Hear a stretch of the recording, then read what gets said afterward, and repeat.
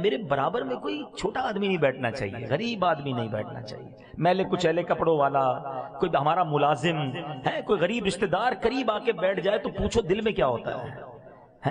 یہ قدر بیٹھ گیا میرے ساتھ، بلکہ اتنی بھی جرت ہوتی ہے لوگوں میں اٹھا دیتے ہیں، اٹھے جناب آپ کہاں پر، ادھر کیوں، ادھر بیٹھو، تمہاری یہ جگہ ہے۔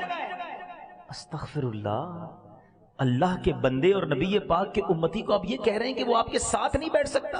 میرے آقا جب سفر پر جاتے سواری پر اپنے حبشی غلام کو ساتھ بٹھا لیا کرتے، کبھی آقا کے آگے وہ بیٹھتا، کبھی نبی پاک کے پیچھے وہ بیٹھتا۔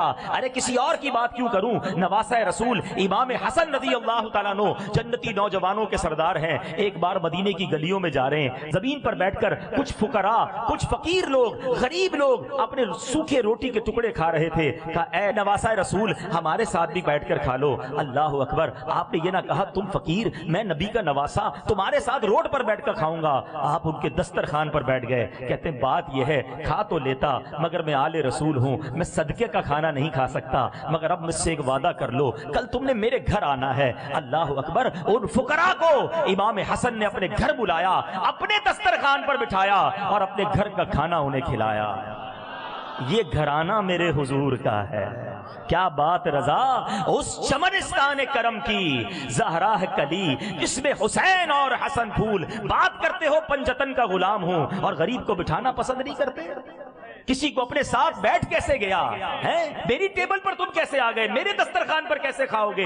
بنی اسرائیل کا واقعہ سناتا ہوں۔ بنی اسرائیل میں ایک شخص اتنا بڑا عبادت گزار تھا کہ جہاں جاتا تھا اس کے ساتھ ایک بادل چلتا تھا، اتنا عبادت گزار۔ ایک گناہگار شخص نادم ہوا، کہنے لگا میرے پاس تو نیکی کوئی نہیں، گناہ ہی گناہ ہے، یہ کتنا نیک ہے، جدھر جاتا ہے بادل ساتھ چلتا ہے۔ ایسا کرتا ہوں جا کر اس نیک بندے کے ساتھ بیٹھ جاؤں گا، اللہ کی رحمت اس پر برسے گی، چند چھینٹے مجھ پر بھی پڑ جائیں گے۔ عاجزی تھی، انکساری تھی، ندامت تھی، شرم تھی، جا کر اس نیک بندے کے برابر میں بیٹھ گیا۔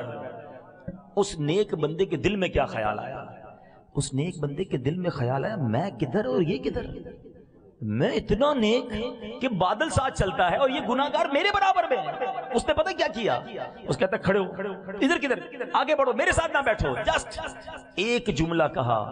اب پتہ کیا ہوا، جیسے ہی وہ گناہگار اٹھ کر گیا بادل اس کے ساتھ جانے لگ گیا۔